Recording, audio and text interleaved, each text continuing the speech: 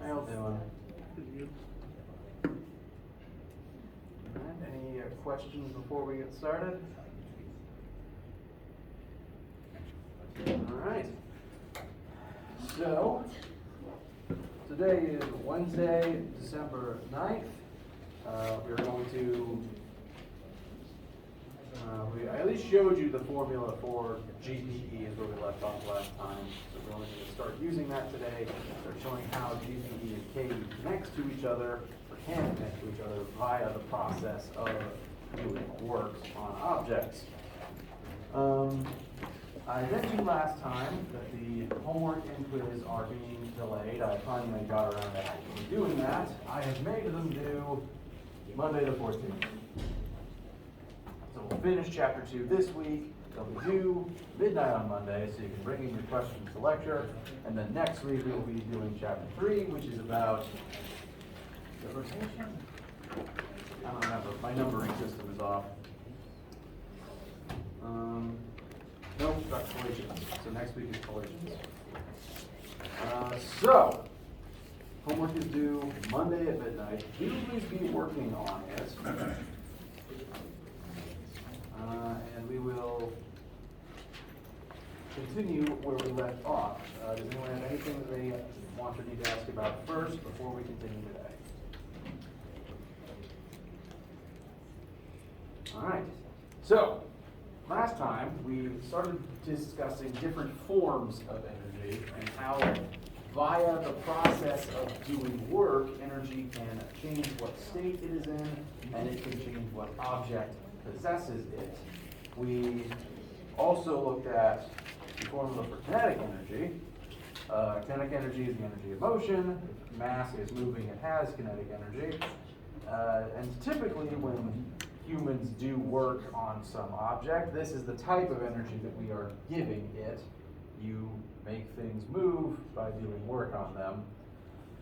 But you can also give things GPE, which is a little bit weirder of a concept because it's storing energy in an object's ability to be falling. The formula is m times g times h. If an object has more mass, it has more energy stored in its ability to fall. Think of it as the more mass something has, the bigger a crater it will make when it hits the ground. It'll be a more energetic collision. Additionally, the higher you lift something, the more energy you store in its ability to fall. The higher up something is, the higher it can fall from, and the higher velocity it can accelerate up to before it hits the ground and makes that aforementioned large crater. So, whenever you lift anything, energy is stored inside of that object as GPE. You do work, you use up your own energy, and give it to the item. That item stores that energy in its ability to fall, and then it is released when it falls. And very typically, the GPE, when it is released, will turn into kinetic energy, because as you fall, you are moving, and the GPE will transition into kinetic energy until it hits the floor. Questions about the formula itself? All right. So, kind of like last time, we have two different objects. Each have been lifted a different height above the ground. Which of the two has more GPE as it is currently described?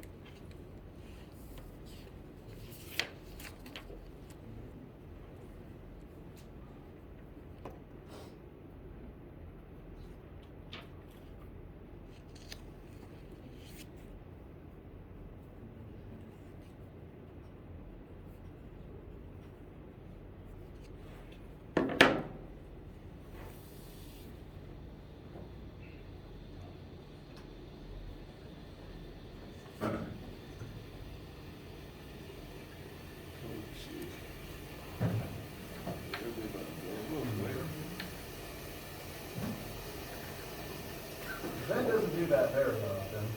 She's supposed to do that.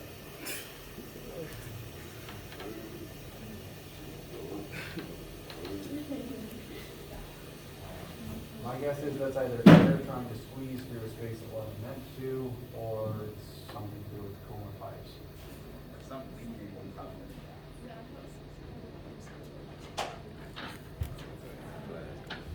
When I was a student here, sometimes we would play a game where the sound we were hearing was the vent or rain, and given that this is the basement, it was never rain. So, which of these two objects has more GPE as they're currently presented?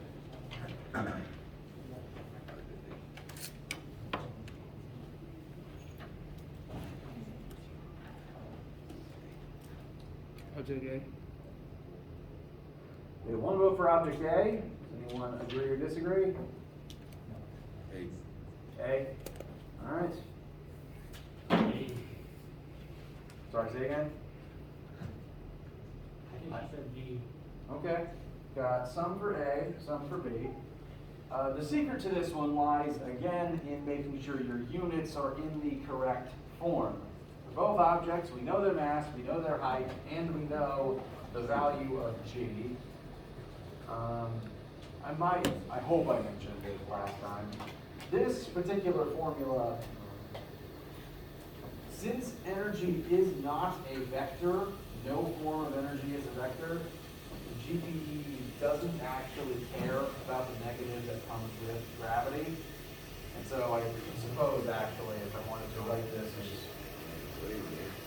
academically rigorously as I could.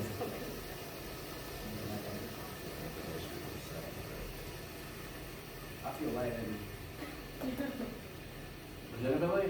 No, I was Okay.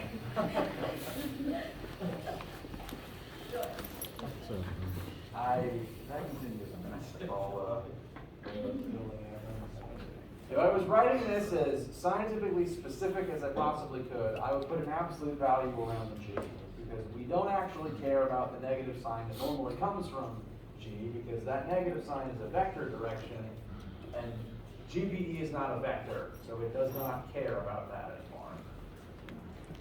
GPE does care if you are falling down, if for no other reason than you would have less GPE, but it doesn't care about the negative that we normally put on the 9.8.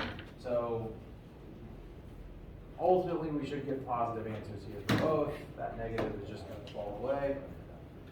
But we do have to make sure our units are in the forms that they're supposed to be. Object A is 5,000 grams lifted by 10 meters, and all of our formulas are designed for kilograms. Kilograms, 9.8, and then 10 meters. So that is 5 times 9.8 times 10, which is just shy of 500. Yes.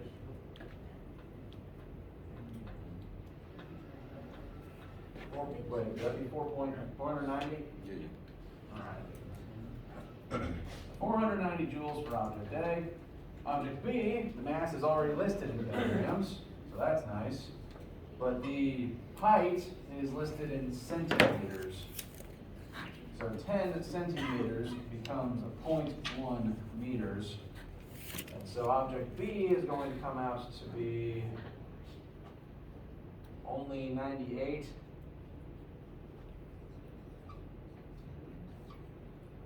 So, object A wins this particular fight, and remember, always check the units of everything as you read it, and before you plug it into your formulas.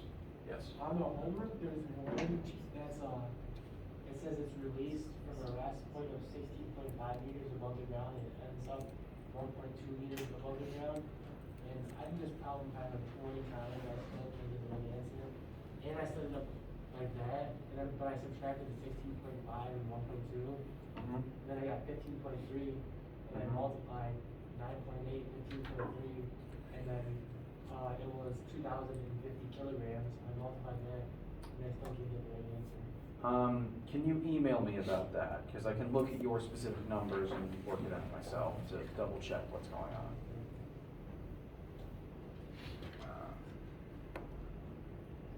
That is a good observation, though. As something changes its height, its GPE will change based on its old height versus its new height. So if you begin at 15 meters above the ground and at 1 meter above the ground, that's a difference of 14 meters, and so your GPE would decrease by that factor, but you'd still have some left. It wouldn't be zero if you're still above the floor.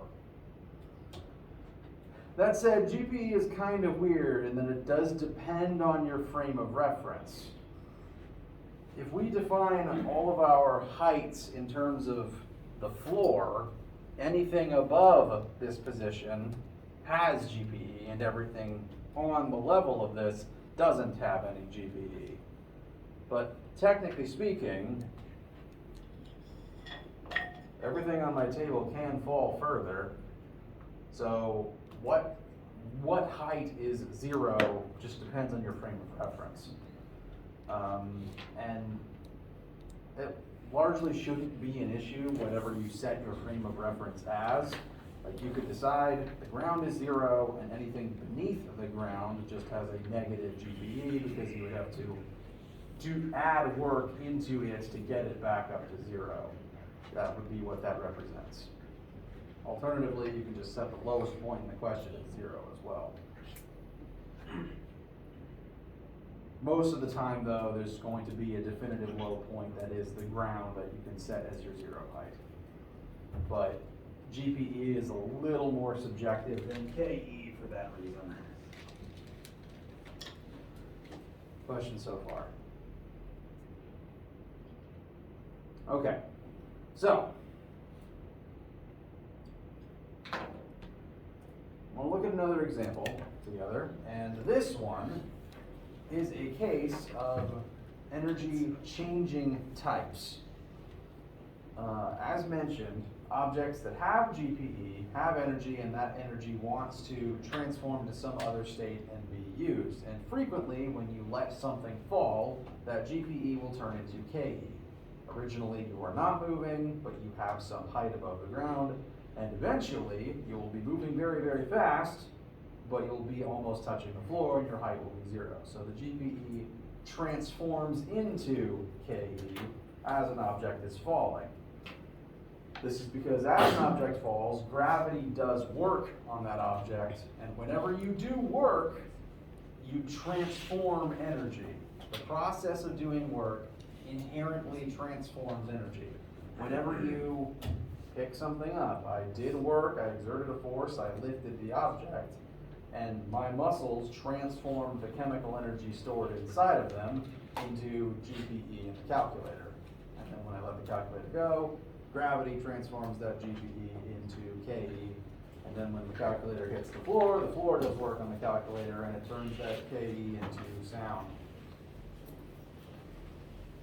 So it is, again, a cycle. And I want to examine a situation like that mathematically so that you have it in your notes. So let us examine a 2,500 kilogram wrecking ball that has been raised to a height of 15 meters above the ground. So we have our wrecking ball. We do know its mass. We know its initial height. From the bottom of the wrecking ball to the floor is 15 meters.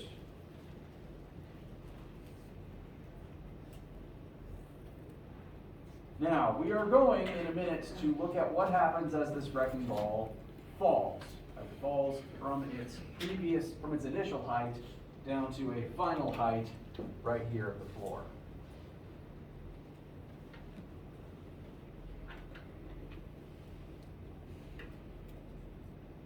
And the moment before it hits the ground, it makes a giant crashing noise. Which means that there's two different states to this question. We have the before state, over here at the top, and the after state at the bottom. I want to examine the before state and list every possible thing we know about that before state. We have the mass of the object. We We know its initial height above the ground, so I'm going to call that H initial is 15 meters. And while the wrecking ball is just sitting there at that initial position, being suspended in midair, what would its initial velocity be? 0. It's hanging in place, it is not moving yet, it has no initial velocity.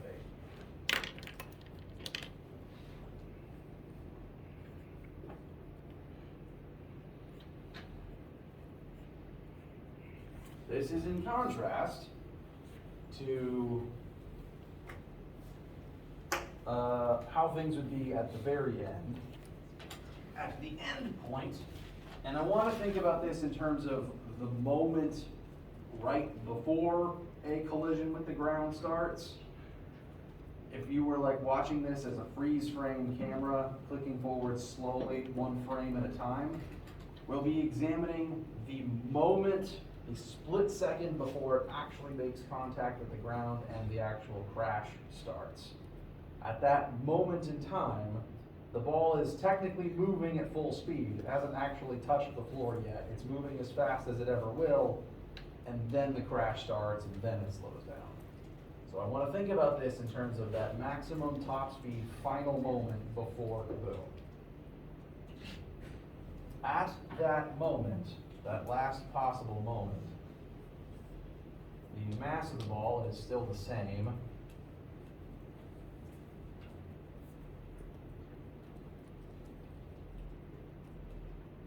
The height of the ball is now 0. It is at the floor.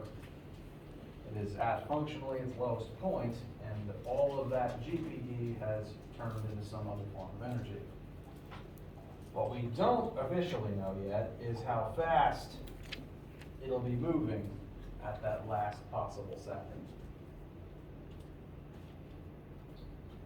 But we will figure that out.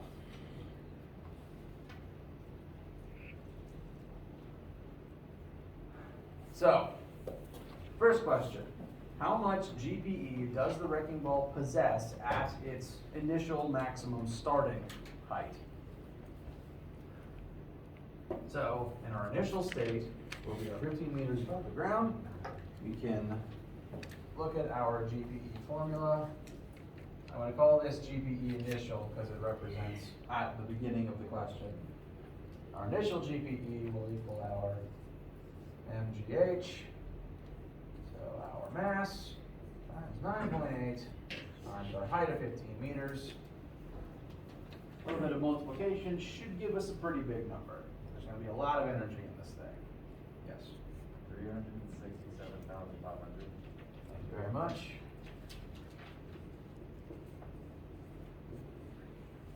Anyone disagree with this assumption? Conclusion? Calculated. All right, that is a lot of energy. It took a lot of work for the crane to lift this very heavy object up that high. For frame of reference, this wrecking ball is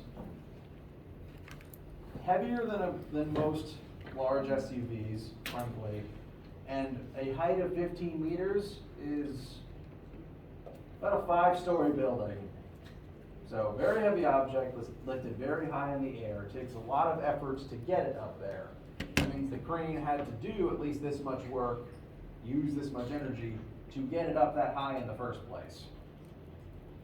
And in a minute, we're going to let it all come crashing down. So that answers our first question. This is the total amount of GPE in the wrecking ball at the beginning of this scenario, before it falls. Next thing we're asked is, how much kinetic energy will the wrecking ball have right before it hits the ground? To help demonstrate mathematically what happens here, I'm going to show you the mathematical form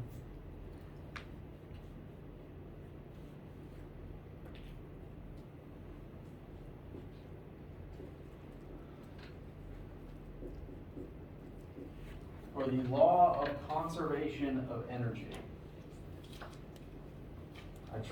I am assuming that you have at least heard of or have been referenced to the law of conservation of energy at some point in your lives. This particular law says, its actual text reads, energy cannot be created or destroyed.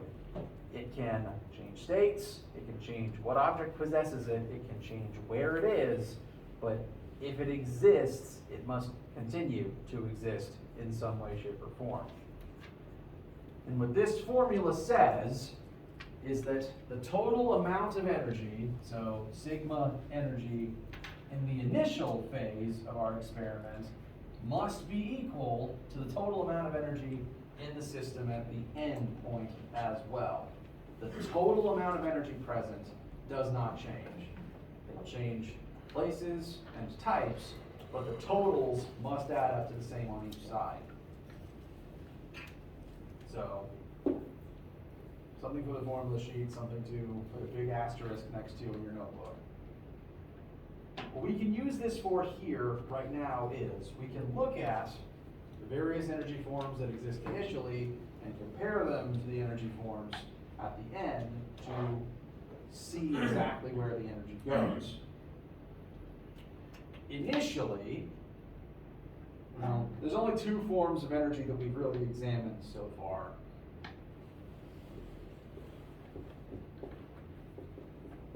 Those being GPE and KE. So I'm going to add those two energies up for both sides. These are the only two we looked at so far. They're the only two that we have thus far examined. So whatever their sum is initially must be the same as their sum finally. On the initial side, we already know the value for the initial GPE. We have a number for that. What would the value for the initial KE be? This is not a trick question. It's 0. It's not moving yet. We already established its initial velocity is 0. If you plug 0 into the kinetic energy formula, you get no kinetic energy. So we've already worked out the left side. 3,067, 500 plus 0. Currently, at the beginning, all of the energy we are going to be examining is in the form of GPE. We know that all the energy present is in that state. Now afterwards, what is the ball's final GPE going to be in our final state?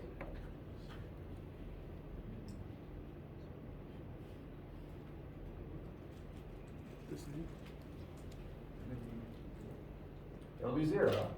In our final state, the moment we care about, the moment it hits, the moment just the second before the collision fully begins, where you are at the lowest point moving at top speed, at that lowest point at a height of 0, there's no GPE left. And I will actually fill in all the subparts of the formula for the sake of completeness.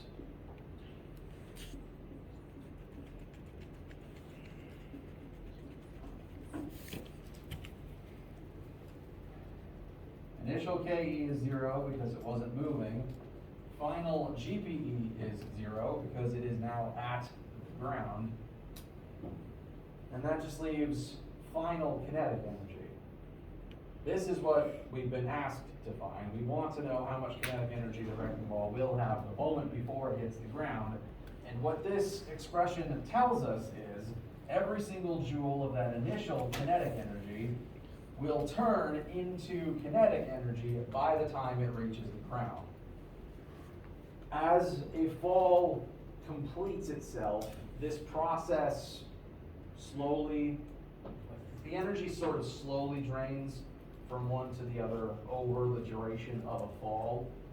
Starting from up here and beginning to descend, every inch lower the object falls, this number drops because you are descending, your height is becoming smaller, Meanwhile, the further you fall, the faster and faster you go, the more kinetic energy you obtain. So if we were to examine the fall partway through, we could pause in the middle and find a state where only some of the initial GPE has converted into KE and there'd be some GPE left. But at the final end point, all of it turns into KE. Because these two other terms here, full of zeros, just fall away.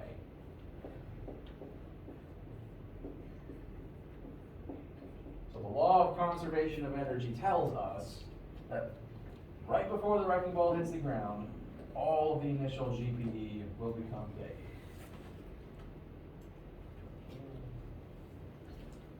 Questions?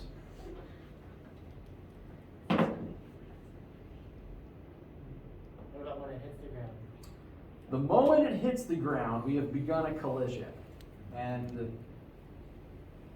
the thing about the law of conservation of energy is, actually, no, sorry, rewind. Once you begin a collision, that is an outside force. That is something that was not already in the system.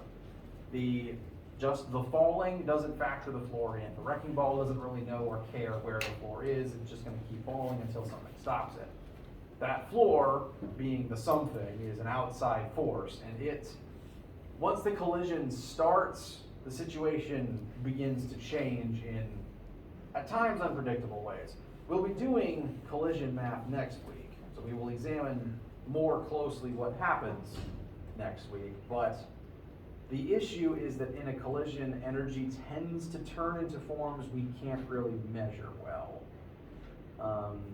Once something turns into thermal energy or sound, it's really hard to get an actual measurement as to how much is still left, because I don't have a tool for measuring the energy in the air. I don't have a tool for measuring how much energy it went into just breaking the floor tiles. So once the collision happens, it becomes very chaotic. And that's why we're not factoring that in just yet. Next week, we'll look into the collisions, some simple ones. For right now, this is the part that works more cleanly. Right when you hit something, the act of colliding is a very chaotic thing in terms of how the physics works. And that's for next week. But technically, the law of conservation of energy does tell us that the total amount of energy will still be there. It'll just be in a bunch of different forms that we can't necessarily readily observe. And that makes it harder to use the formula the way that we just used it. I think I was rambling there for a little bit. Did that end up making any sense? Okay. Did I actually answer the question? Yeah. Okay. Any other questions or issues? Okay. Well, now that we know how much KE the wrecking ball has a moment before it hits the ground, we can figure out how fast it would be moving with that much kinetic energy. So we can use the KE formula to find its final velocity.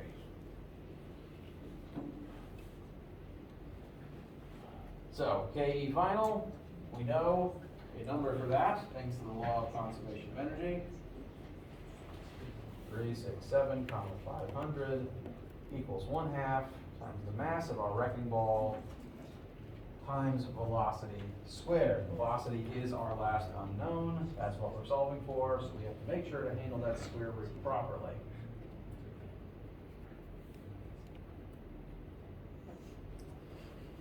So I am going to show my algebra here. We want to multiply both sides by 2 to get rid of the 1/2. So that would be 2 times 367,000, 500 equals 500 times 2 squared. And divide both sides by 2,500.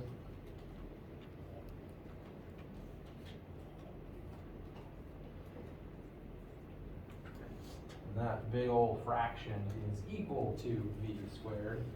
And then we would take the whole square root of both sides. final answer would be the square root of 2 times 367,500, all of that divided by 2,500, all of that together, that whole fraction locked in the square root. I got an answer, but I don't know the right. May I ask what that answer is? 17.15. That sounds quite reasonable. I'm going to double check myself real quick. I just rounded it to the Okay. 2 times 367,500 divided by 2,500, take the square root of that whole thing. I got 17.15. If you do not arrive at the same number, let me know. I can look over your algebra. But final answer. The top speed of the wrecking ball. This is the fastest speed it moves at the moment before the collision with the floor starts, is 17.15 meters per second. That is very, very, very fast. For a meters per second frame of reference, 1 meter per second is typical human walking speed. 3 meters per second is what many humans are capable of sprinting at. So, at least 5 times faster than most sprinters. And it's a massive, heavy wrecking ball. So whatever's under that thing won't be there long. Sorry? I'll say I can stop it. No, I'm just joking. I mean, you could. It's just a question of what would happen to you afterwards. I'd be a puddle. You'd have some solids left, just in a few pieces. I have 2 puddles. I mean, this would be equivalent to a car crash, except it'd be a car crash where the vehicle comes to a complete stop as a result of the impact. So all of that 367,500 joules, all of that energy is going right into whatever it hits.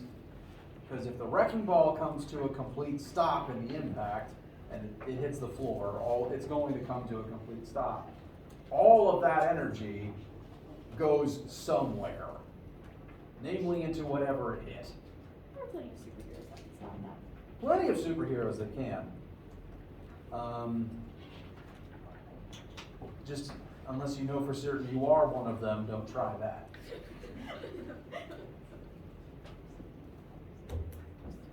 Questions? Okay.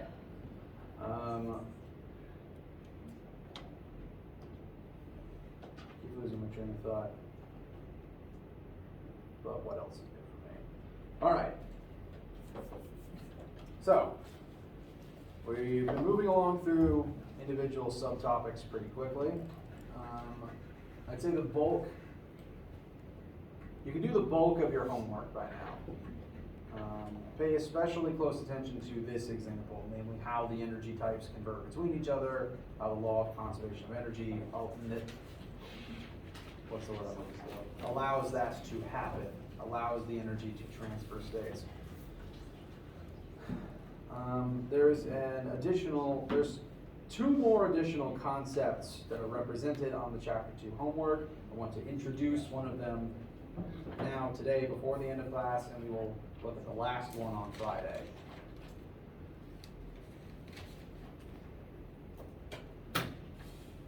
So,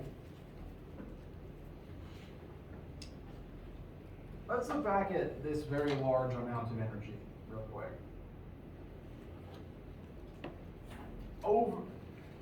I keep saying this number wrong whenever I try to start saying it. 3,000, see I just did it again. 367,500 joules is a lot of energy, especially if it's used up or delivered in an impact all in one fell swoop.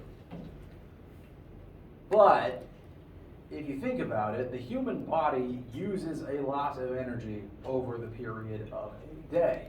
You constantly are consuming food and water to intake more energy that you can use in various tasks. So over time, you use that much energy. Now the danger of the wrecking ball situation is that the wrecking ball administers all of that energy into one impact all at one time. But the total energy itself isn't necessarily that scary. The issue is the time in which it is used up. The more energy you use up in a shorter amount of time, the more powerful that process is. Whereas if it's a large amount of energy over a larger amount of time, that takes less power. It drains your battery less all at once. Power is how we describe the rate at which energy is used. Human beings, typically speaking, don't use that much power because we are built for using energy over time. You want to stockpile it so you can use it for other things later. So compared to the power output of all of this energy being put into the ground in, a millisecond, we are less powerful than the wrecking ball, unless you're, say, the Hulk, Superman, Mr. Incredible. And this formula for power is how we determine, or one way to measure the rate at which energy gets used up. So, the physics definition of power is the rate at which work is done, or alternatively, the rate at which energy is used or delivered. So, the formula reflects this. Power equals work divided by time. If you can do a lot of work in a small amount of time, that requires a lot of power. Alternatively, if a specific task takes a very small amount of energy over a longer amount of time, that does not require as much power. And so that process could be safely run with a much smaller battery. Now the formula itself only has the three variables in it, but of those three, power is technically a new variable. And it's a variable that you've definitely interacted with in some way, shape, or form. The physics unit for power is watts.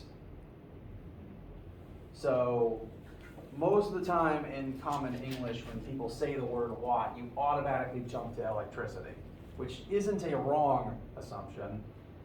Every appliance, namely light bulbs is where it comes up the most, has a wattage, which tells you how much power it needs, how much energy per second it needs to actually stay on. A 30-watt light bulb needs 30 joules of energy every 1 second, or it won't actually be powered, it just won't turn on. Meanwhile, your refrigerator is probably the thing in your home that is on constantly and that takes the most energy. Most fridges tend to be like 500 watt. They need more energy every second to actually stay on. Actually, most of them go up to 1,000 watts. Pardon me. So power tells you how much energy is required in blank amount of time to actually perform the task. Yes? You remember that scene in Jurassic Park where the kid was like climbing the vegetable fence and it said like 20,000 volts, I think, or something? Yes. And he got electrocuted off the fence, but he was still able to be alive. Could Correct. that ever happen? Like the getting thrown off of the fence? Or just like him getting electrocuted while being on the fence, or don't you have to be grounded or something? Technically, you do have to be grounded.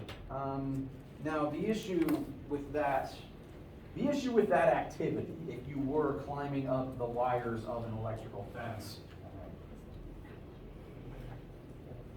presumably, I've seen the scene within the past year, and I remember just the construction of the fence, the human people involved would have to be touching multiple wires at once. Like, one foot is here, the other foot is here, and your hands are spread across a few others. And yes, You'd be the most in danger if one of your feet was touching the dirt, because the dirt is grounded and the electricity wants to get into the ground. So it would very easily go through person to get into floor. That would be the most dangerous thing. And that's why it was built as a defense against the dinosaurs, whose feet would be on the floor. As for the human people, they were touching other wires. And it's possible, depending on the differences between the wires, one of them might have been more grounded than the others, just by virtue of what order they're plugged into the system, and maybe one of them is thicker than another one. And as a result of that, it would still be possible to get shocked. But again, it'd be less bad than actually touching the ground, which is at least one science reason why the kid was not immediately evaporated.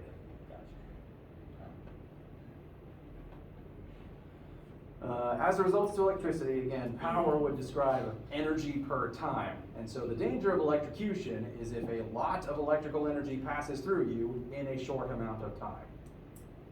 Again, if you want to survive, you want less energy coursing through you in a short amount of time. Or you want it to take longer to pass through you. So power is measured in watts.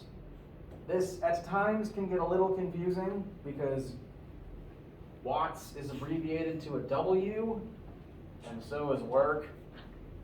As this class continues to go on, the abbreviations for variables and the abbreviations for units will tend to get more convoluted and overlap more and more. But there is a way to mark the difference. If the W is written in a formula, that is the variable work. It wants you to plug in a number for work. If the W is next to a number presented as a unit, then it's watts.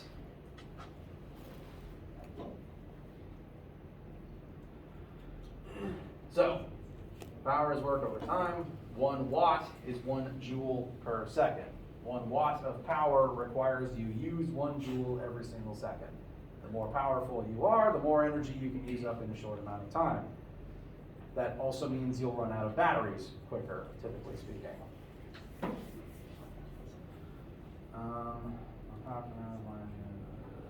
Okay, I've already summarized everything here. Questions thus far about this particular formula?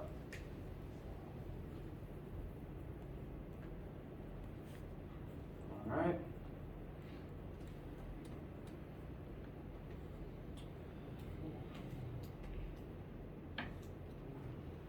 There is technically a second version of this formula that I want you to at least see.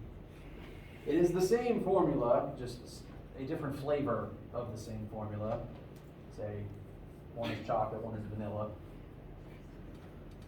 The alternate spelling is power is equal to force times velocity. Whenever you are performing a task, you are exerting a force on an object, and if you're doing work, that object is moving. The work formula says force times displacement, so the object is moving. Technically, that means it has a velocity. And so the force you're exerting times the speed at which you are making the object move also equals the power that you are using to perform that task. If you're using more force, that takes more power. If you are going more faster, that takes more power. And that is why your car uses more gas when you go quickly. So Yes? the two formulas are just dependent on how much variables you have? Correct. And they are actually the same. This is not a case of two people inventing two different formulas that happen to both have power in them. It's literally the same formula, and I can prove it. I don't know why I rolled that out. Power is work over time. Work is force times displacement, if you'll recall. And I can plug that in instead of work. So force times change in displacement over time. What's change in displacement divided by time?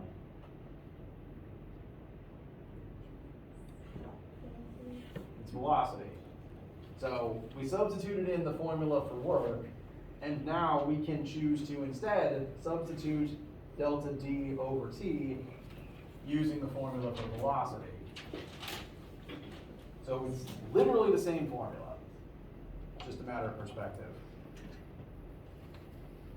And yes, if you happen to know one set of variables over the other, that can inform which of the two versions you use in a given situation. It is important to note, though, because the work formula necessitates the force be parallel to the displacement, that carries over into this version of the formula too. The force you're exerting has to be parallel to the velocity at which you are making the object move. Same as how in work, it has to be, the force has to be parallel to the displacement that you are making the object move. This slide is a little bit dated. This P is supposed to be the two parallel lines, and I haven't updated it yet. I apologize. So, two technically identical but slightly different ways to describe power. The rate at which you do work, the rate at which energy is used.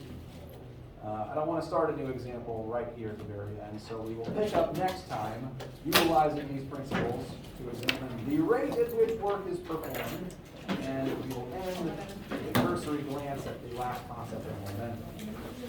Questions? Anything at all? All right, if I don't see you for lab today, have a wonderful day. Actually, have a wonderful day regardless.